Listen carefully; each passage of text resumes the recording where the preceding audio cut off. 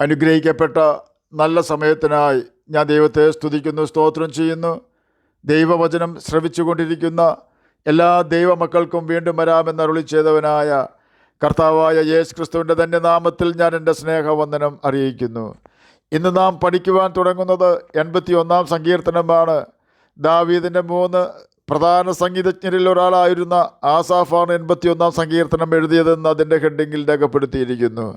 നല്ല വിലയുള്ള ഭക്ഷണം അനേകർ വേസ്റ്റാക്കി കളയാറുണ്ട്. വിവാഹസദ്യയാണെങ്കിലും വീട്ടിലെ ഭക്ഷണ സമയത്താണെങ്കിലും ഇനി ഹോട്ടലിൽ നിന്നും വലിയ വില കൊടുത്ത് വാങ്ങുന്ന ഭക്ഷണമായാലും ആവശ്യത്തിലധികം മേടിക്കുകയും നല്ല ഒരു പങ്ക് ഭക്ഷണം വേസ്റ്റ് ബക്കറ്റിൽ ഉപേക്ഷിക്കുകയും ചെയ്യുന്നു. ഒരു നേരത്തെ ഭക്ഷണം കഴിക്കുവാൻ നിവൃത്തിയില്ലാതെ അനേകം വ്യക്തികളും വിശേഷാൽ കുഞ്ഞുങ്ങളും വിശപ്പ് കൊണ്ട് മരണമടയുന്ന ഈ ഭൂമിയിലാണ് അനേക വ്യക്തികൾ അവരുടെ ഭക്ഷണം ഉപയോഗശൂന്യമായ വസ്തു പോലെ, വേസ്റ്റ് പോലെ എറിഞ്ഞു കളയുന്നത്. എന്നാൽ നാം നമ്മുടെ ഭക്ഷണം ഉപയോഗശൂന്യമായ വസ്തു പോലെ എറിഞ്ഞു കളയുന്നതിനേക്കാൾ ഭയാനകമാണ് ദൈവത്തിൻ്റെ ആവശ്യത്തിനായി സകല കഴിവുകളും നമ്മിൽ വെച്ചുകൊണ്ട് നമ്മെ സൃഷ്ടിച്ച ദൈവത്തിന് പ്രയോജനപ്പെടാതെ വണ്ണം നാം നമ്മുടെ ജീവിതത്തെ പാപം ചെയ്ത് ഉപയോഗശൂന്യമാക്കി കളയുന്നത്. ദൈവത്തിന് ഉപയോഗിക്കുവാൻ കഴിയാതെ വണ്ണം പാപം ചെയ്ത് നാശയോഗ്യരായി തീരുന്ന വ്യക്തി ജീവിതങ്ങളെ പുതുക്കിക്കൊണ്ടിരിക്കുന്ന പ്രവൃത്തിയിൽ നമ്മുടെ കർത്താവായ യേശു ക്രിസ്തു വ്യാപൃതനാണ്. ഒരുവൻ യേശു ക്രിസ്തുവിൽ വിശ്വസിച്ച് അവനെ സ്വന്തം രക്ഷിതാവായി സ്വീകരിക്കുമ്പോൾ ആ വ്യക്തിയിൽ പ്രത്യാശയുടെ കിരണങ്ങൾ ജ്വലിക്കുവാൻ തുടങ്ങുന്നു. അവൻ്റെ സകല പാപവും യേശു ക്ഷമിച്ചു കൊടുക്കുന്നു. ആ വ്യക്തി ഒരു പുതിയ സൃഷ്ടിയായി രൂപാന്തരപ്പെടുന്നു. യേശുവിൻ്റെ ഭരണത്തിന് കീഴിൽ ആ വ്യക്തി എത്തിപ്പെടുകയും പാപത്തെ വെറുത്ത് ദൈവത്തിൽ സന്തോഷിക്കുവാൻ തുടങ്ങുകയും ചെയ്യുന്നു. യേശുവിൻ്റെ ഭരണത്തിന് കീഴിലാകുന്ന വ്യക്തി അപ്പോസ്തലനെ പൗലോസിനെ പോലെ രൂപാന്തരപ്പെടുന്നു. കുലവിളി നടത്തിയിരുന്ന പൗലോസ് യേശുവിൻ്റെ ഭരണത്തിന് കീഴിൽ ആയപ്പോൾ ലോകം കണ്ടതിൽ വെച്ച് ഏറ്റവും വലിയ ദൈവശാസ്ത്രജ്ഞനും ഏറ്റവും കൂടുതൽ വ്യക്തികളോട് സുവിശേഷം പറഞ്ഞ നല്ലതും വലിയതുമായ ഒരു മിഷണറിയായി രൂപാന്തരപ്പെട്ടു. തന്നെ ആദിമസഭയുടെ പ്രധാന ലീഡർമാരിൽ ഒരാളായി പൗലോസ് മാറ്റപ്പെട്ടു. യേശുവിൻ്റെ ഭരണത്തിന് കീഴിലാകുന്ന വ്യക്തി അഗസ്റ്റിൻ എന്ന വ്യക്തിയെപ്പോലെ ആയിത്തീരുന്നു. അധാർമിക ജീവിതത്തിൽ നിന്നും താൻ രൂപാന്തരപ്പെട്ട് ആദിമസഭകളിൽ വളരെ സ്വാധീനം ചെലുത്തുവാൻ തക്കവണ്ണം വിശുദ്ധനായി തീർന്നു. യേശുവിൻ്റെ ഭരണത്തിന് കീഴിൽ ആയിത്തീരുന്ന വ്യക്തി നിശ്ചയമായും ജോൺ ന്യൂട്ടനെ പോലെ ആയിത്തീരും.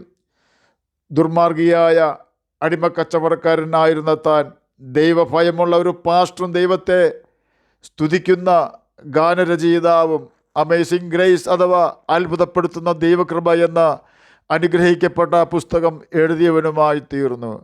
അനുസരണവും സമർപ്പണവും വിശ്വാസ ജീവിതത്തിൽ ഒഴിച്ചുകൂടാനാവാത്ത 2 റെയിൽ ആണെന്ന് പറയാം. ഏതെങ്കിലും ഒരു റെയിൽ മാറ്റിയാൽ നമ്മുടെ ജീവിതം ദൈവത്തിന് പ്രയോജനമില്ലാതായി തീരുകയും അന്ന് മുതൽ നമ്മുടെ ജീവിതം കൊണ്ട് സാത്താൻ ലാഭമുണ്ടാക്കുവാൻ തുടങ്ങുകയും ചെയ്യുന്നു. നമ്മുടെ ജീവിതം സാത്താൻ്റെ ഭരണത്തിന് കീഴിലായാൽ നമ്മെ കൊണ്ടവൻ കുരങ്ങ് കളിപ്പിക്കുകയും ചുടുചോറ് വാരിക്കുകയും ദൈവത്തിനെതിരെ നാം പ്രവർത്തിക്കത്തക്ക സാഹചര്യങ്ങൾ നമ്മുടെ ജീവിതത്തിൽ സാത്താൻ വരുത്തുകയും അരിഷ്ടതയിലും നാശത്തിലും നമ്മെ അവൻ തള്ളിയിടുകയും ചെയ്യുന്നു. 81 സങ്കീർത്തനം നമുക്ക് തരുന്ന സന്ദേശം ദൈവവചനമായ ബൈബിൾ വായിക്കുകയും അനുസരിക്കുകയും ചെയ്യൂ. ദൈവത്തിൻ്റെ ഭരണത്തിന് കീഴിൽ ആകുവാൻ ദൈവത്തിന് കീഴടങ്ങൂ, മാനസാന്തരപ്പെടൂ, ദൈവം തരുന്ന നന്മകൾ അനുഭവിക്കൂ എന്നിത്യാദി കാര്യങ്ങൾ ആണ്. 81 സങ്കീർത്തനം 1 മുതൽ 3 വരെയുള്ള വാക്യങ്ങളിൽ ദൈവത്തിന് ഘോഷിപ്പിൻ, ആർപ്പിടുവിൻ, സംഗീതം തുടങ്ങുവിൻ, അമാവാസിയിലും പൗർണമാവാസിയിലും കാഹളമൂതുവിൻ എന്ന് രേഖപ്പെടുത്തിയിരിക്കുന്നു. ഇതാണ് ദൈവത്തിൻ്റെ ചട്ടവും പ്രമാണവും.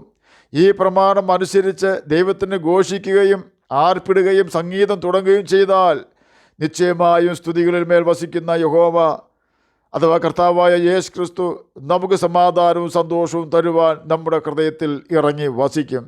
അതുകൊണ്ടാണ് നെഹമ്യാവ് 8 അധ്യായം 10 വാക്യത്തിൻ്റെ അവസാന ഭാഗത്ത് പ്രകാരം രേഖപ്പെടുത്തിയിരിക്കുന്നത്, യഹോവയെങ്കിലെ സന്തോഷം നമ്മുടെ ബലം ആകുന്നുവല്ലോ എന്ന്. ഭൂമിയിൽ നിന്ന് ലഭിക്കുന്ന ഏറ്റവും വലിയ സന്തോഷം തിന്നുക, കുടിക്കുക, ആനന്ദിക്കുക എന്നതാണെങ്കിൽ ദൈവത്തിൽ നിന്നും ലഭിക്കുന്ന സന്തോഷം ശാശ്വത സമാധാനവും നിർഭയവാസവുമാണ്. ഭൂമിയിൽ നിന്നും ലഭിക്കുന്ന സന്തോഷത്തിൻ്റെ ഭാഗമായ തിന്നുക, കുടിക്കുക എന്നത് നമുക്ക് ഒടുക്കം ഒരു ഭാരമായി തീരുവാൻ സാധ്യതയുണ്ട്. വെള്ളമിറങ്ങാതെ, ഭക്ഷണമിറങ്ങാതെ കഷ്ടപ്പെടുന്ന എത്രയോ വ്യക്തികൾ ഇന്നും ഭൂമിയിൽ ജീവിക്കുന്നു. പണമില്ലാഞ്ഞിട്ടോ ഭക്ഷണമില്ലാഞ്ഞിട്ടോ അല്ല, വാരിക്കൊടുക്കുവാൻ ആളില്ലാഞ്ഞിട്ടല്ല, കുടിക്കുന്ന വെള്ളവും കഴിക്കുന്ന ഭക്ഷണവും വായിൽ തന്നെ ഇരിക്കുന്നു, വിഴുങ്ങുവാൻ കഴിയുന്നില്ല. ആ സമയം ആകുമ്പോഴാണ് പലരും മനസ്സിലാക്കുന്നത് നമ്മുടെ തൊണ്ടയ്ക്ക് ദൈവം വിഴുങ്ങുവാനുള്ള കഴിവ് തന്നിട്ടുണ്ട് എന്ന്. ഭൂമിയിൽ ആനന്ദം ഇപ്പോൾ നിന്നുപോയി. സ്വന്തം കാലിൽ നടന്നൊന്ന് ബാത്റൂമിൽ പോകാൻ കഴിഞ്ഞെങ്കിൽ മതി എന്ന് ചിന്തിക്കും ഏതൊരു വ്യക്തിയും ആ സമയത്ത്. അവസാന നാളിലെ ആഗ്രഹം അത് ഒന്ന് മാത്രമായിരിക്കും. ഭൂമിയിലെ നന്മകളിൽ ആനന്ദിക്കുമ്പോൾ നാം ചിലപ്പോൾ ലജ്ജിക്കേണ്ടി വരും. എന്നാൽ നാം നമ്മുടെ നാളുകൾ എണ്ണുവാൻ ദൈവത്താൽ പഠിച്ചവരാണെങ്കിൽ നമുക്കിനി ഈ ഭൂമിയിൽ എത്ര ദിവസം ശേഷിക്കുന്നുവെന്ന് കൃത്യമായി മനസ്സിലാക്കി നമ്മുടെ ജീവിതം സാത്താൻ ഉപയോഗിക്കുന്നില്ല എന്ന് ഉറപ്പ് വരുത്തി നാം ജീവിക്കുമായിരുന്നു. അപ്രകാരം ജീവിക്കുന്നവരെ ദൈവം ബുദ്ധിയുള്ളവർ എന്നാണ് വിളിക്കുന്നത്. കാരണം അവർ യഹോവയിൽ മാത്രം സന്തോഷിക്കുന്നു. മരണത്തിന് ശേഷവും അവർക്ക് യഹോവയിൽ സന്തോഷിക്കുവാൻ കഴിയും. 81 സങ്കീർത്തനം 6 വാക്യത്തിൽ, ഞാൻ അവൻ്റെ തോളിൽ നിന്നും ചുമട് നീക്കി അവൻ്റെ കൈകൾ കുട്ട വിട്ടൊഴിഞ്ഞു എന്ന് രേഖപ്പെടുത്തിയിരിക്കുന്നു. യഹോവ മിസ്രയീമിൻ്റെ അടിമത്തത്തിൽ നിന്നും ഇഷ്ടികക്കള്ളത്തിൽ നിന്നും ഇരുമ്പ് ചൂളയിൽ നിന്നും വിടുവിച്ചത് ജനം യഹോവയെ ആരാധിക്കുവാൻ വേണ്ടിയായിരുന്നു. ദൈവമാണ് ജനത്തെ മിസ്രയീമിൻ്റെ അടിമനുഖത്തിൽ നിന്നും രക്ഷിച്ചത്. ദൈവം ഇസ്രായേൽ മക്കളോട് പറയുകയാണ്, ഞാൻ നിങ്ങളെ നിവർന്ന് നിൽക്കുമാറാക്കി എന്ന്. കാരണം മിസ്രയീമ്യരുടെ നുകം അവരുടെ തോളിലും നുകക്കയർ മിസ്രയീമ്യരുടെ കയ്യിലുമായിരുന്നു. തീർത്തും അടിമകളായിരുന്നു ഇസ്രായേൽ മക്കൾ. എന്നാൽ യഹോവ അവരെ രക്ഷിച്ചു. നമ്മെ സാത്താൻ്റെ അടിമത്തത്തിൽ നിന്നും രക്ഷിച്ചത് കർത്താവായ യേശു ക്രിസ്തുവിൻ്റെ നിഷ്കളങ്കവും നിർദോഷവുമായ ക്രൂശിൻ്റെ രക്തത്താലാണ്. നമ്മുടെ കഴുത്തിൽ നിന്നും സാത്താൻ്റെ അടിമനുകം യേശു കർത്താവ് എടുത്തു മാറ്റി നമ്മെയും നിവർന്ന് നിൽക്കുമാറാക്കി. ദൈവവചനം നമുക്ക് മുന്നറിയിപ്പ് തരുന്നത് അടിമനുഖത്തിൽ വീണ്ടും കുടുങ്ങി തോറ്റു പോകരുതെന്നാണ്. പാപം ചെയ്യുമ്പോൾ നാം അറിയാതെ സാത്താൻ്റെ ബന്ധനത്തിലേക്ക് വീണ്ടും ചെല്ലുകയാണ് ചെയ്യുന്നത്. നാം ഇന്ന് ക്രിസ്തു യേശു മൂലം സാത്താൻ്റെ അടിമകൾ അല്ല, പിന്നെയോ യേശു ക്രിസ്തുവിനെ സ്വതന്ത്രരും ക്രിസ്തുവിന് കൂട്ടാവകാശികളുമാകുന്നു. ദൈവം സാത്താനിൽ നിന്നും നമ്മെ തൻ്റെ പുത്രൻ്റെ രക്തത്താൽ രക്ഷിച്ചതുകൊണ്ട് നാം ദൈവത്തിൻ്റെ മക്കളായിത്തീർന്നു. 81 സങ്കീർത്തനം 7 വാക്യത്തിലെ പ്രകാരം രേഖപ്പെടുത്തിയിരിക്കുന്നു, കഷ്ടകാലത്ത് നീ വിളിച്ചു, ഞാൻ നിന്നെ വിടുവിച്ചു. ഇടിമുഴക്കത്തിൻ്റെ മറവിൽ നിന്ന് ഞാൻ നിനക്ക് ഉത്തരമരുളി. അത് എല്ലാ വ്യക്തികൾക്കും അവരുടെ ജീവിതത്തിൽ ഒരു കഷ്ടകാലത്തിൻ്റെ കഥ പറയുവാനുണ്ടാകും. കഷ്ടത ദൈവം വരുത്തുന്നതല്ല. അവർ നിന്നെ ഞെരുക്കുന്നത് എൻ്റെ ഹിതപ്രകാരമല്ല. നിന്നെ തൊടുന്നവൻ നിന്നെയല്ല, എൻ്റെ കണ്ണിൻ്റെ കൃഷ്ണമണിയെ തന്നെയാകുന്നു എന്ന് യേശു പറഞ്ഞിട്ടുണ്ട്. ദൈവത്തിൻ്റെ പ്രമാണം അനുസരിച്ച് നടപ്പിൽ നിഷ്കളങ്കരായ ജനത്തിനുള്ള വാഗ്ദാനമാണ് ഇത്.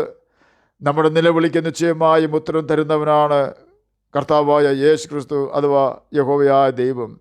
എന്നാൽ ഉത്തരം കിട്ടാത്ത ഏതെങ്കിലും സമയമുണ്ടായിട്ടുണ്ടോ? വിഷമിക്കേണ്ട. നിശ്ചയമായും അല്പം താമസിച്ചാലും കർത്താവ് ഉത്തരവുമായിട്ട് വരും. മുങ്ങുവാൻ തുടങ്ങിയ പത്രോസ്, കർത്താവെ എന്നെ രക്ഷിക്കണമേ എന്ന് നിലവിളിച്ചു. യേശു കൈ നീട്ടി അവനെ പിടിച്ചു. അതുപോലെ തന്നെ ഇസ്രായേൽ മക്കൾക്ക് വേണ്ടി ചെങ്കടലിൽ ദൈവം തുറന്ന ചെങ്കൽ പാതയിലേക്ക് ഇതാ ശത്രുക്കളായ മിസ്രയീമ്യ രഥങ്ങളുമായി അതിവേഗം ഇസ്രായേൽ മക്കളോട് അടുക്കുന്നു. ദൈവം മോശയോട് കൽപ്പിച്ചത് നീ വെള്ളത്തെ മടങ്ങി വരുമാറാക്കുക എന്നാണ്. മേഘസ്തംഭത്തിലിരുന്ന് പ്രഭാത യാമമായ 4-ാം യാമത്തിൽ യഹോവ മിസ്രയീമ്യ സൈന്യത്തെ നോക്കി അവരുടെ വിജയ ആഹ്ലാദം ക്ഷണനേരം കൊണ്ട് കരച്ചിലായിത്തീർന്നു. ശത്രുക്കൾ ഇസ്രായേൽ ജനം കേൾക്കെ പറയുകയാണ്, യഹോവ ഇസ്രായേലിന് വേണ്ടി യുദ്ധം ചെയ്യുന്നു എന്ന്. എന്നെ കേൾക്കുന്ന പ്രിയ ദൈവമകനെ, ദൈവമകളെ, വലിയ പ്രതികൂലത്തിൻ്റെ മധ്യേ ഇസ്രായേലിൻ്റെ ദൈവത്തോട് നാം നിലവിളിക്കാമെങ്കിൽ നിശ്ചയമായി നമ്മോട് കരുണ കാണിക്കുന്ന കർത്താവാണ് അവൻ എന്ന് അവൻ നമുക്ക് വെളിപ്പെടുത്തി തരും. ദൈവത്തിന് നമ്മോട് പറയുവാനുള്ളത് ഒന്ന് മാത്രമാണ്. 81 സങ്കീർത്തനം 13 വാക്യത്തിൽ അത് രേഖപ്പെടുത്തിയിരിക്കുന്നു, അയ്യോ എൻ്റെ ജനം എൻ്റെ വാക്ക് കേൾക്കുകയും ഇസ്രായേൽ എൻ്റെ വഴികളിൽ നടക്കുകയും ചെയ്തുവെങ്കിൽ കൊള്ളായിരുന്നു. ദൈവത്തിന് നമുക്ക് തരുവാനുള്ള സന്ദേശമാണിത്. നാം എങ്ങനെ ജീവിക്കണമെന്ന് ബൈബിളിൽ എഴുതിയിട്ടുണ്ടോ അപ്രകാരം നാം ജീവിക്കണം എന്ന് കർത്താവ് നമ്മെക്കുറിച്ച് ആഗ്രഹിക്കുന്നു. അപ്രകാരം ജീവിക്കുന്നവർക്കുള്ള വാഗ്ദാനങ്ങളാണ് 81 സങ്കീർത്തനം 14 മുതൽ 16 വരെയുള്ള വാക്യങ്ങളിൽ രേഖപ്പെടുത്തിയിരിക്കുന്നത്. നമ്മുടെ ശത്രുക്കളെ യേശു വേഗം കീഴടക്കും. നമ്മുടെ ശുഭകാലം എന്നേക്ക് നിൽക്കും. മേത്തരമായ കോതമ്പ് കൊണ്ട് നമ്മെ പോഷിപ്പിക്കും. പാറയിൽ നിന്നുള്ള തേൻ കൊണ്ട് നമുക്ക് അവൻ തൃപ്തി വരുത്തും. ആകയാൽ ദൈവത്തിൻ്റെ സകല ആത്മീക ഭൗതിക അനുഗ്രഹങ്ങളും പ്രാപിക്കുവാൻ തക്കവണ്ണം നമുക്ക് ദൈവവചനം അനുസരിക്കുന്നവരായി ജീവിക്കാം. നിത്യജീവൻ അവകാശമാക്കുകയും ചെയ്യാം. അതിന് കർത്താവ് നമ്മെ സഹായിക്കട്ടെ എന്ന് പ്രാർത്ഥിച്ചുകൊണ്ട് ഞാൻ എൻ്റെ വാക്കുകളിൽ നിന്ന് വിരമിക്കുന്നു. നമുക്ക് പ്രാർത്ഥിക്കാം. ഞങ്ങളെ സ്നേഹിക്കുന്ന സ്വർഗീയ പിതാവേ, നല്ല വചനത്തിനായി ഇങ്ങനെ സ്തുതിക്കുന്നു, സ്തോത്രം ചെയ്യുന്നു. എന്നെ കേൾക്കുന്ന ഏതെങ്കിലും പ്രിയപ്പെട്ടവർ സമാധാനമില്ലാതെ ആയിരിക്കുന്നെങ്കിൽ അങ്ങ് അവർക്ക് സമാധാന നദി പോലെ ഒഴുക്കി കൊടുക്കണമേ. പഠിക്കുന്ന കുഞ്ഞുങ്ങൾക്ക് പഠിക്കുവാനുള്ള ബുദ്ധിയും ജ്ഞാനവും ഓർമ്മ ശക്തിയും കൊടുക്കണമേ. ജോലിയില്ലാത്തവർക്ക് ജോലി കൊടുക്കണമേ. വീടില്ലാത്തവർക്ക് സ്വന്തമായ സ്ഥലവും വീടും കൊടുക്കണമേ. പ്രാർത്ഥന കേട്ടതിനായി സ്തോത്രം. യേശുവിൻ്റെ നാമത്തിൽ തന്നെ ആമേൻ. കർത്താവ് എല്ലാവരെയും അനുഗ്രഹിക്കട്ടെ. സ്തോത്രം.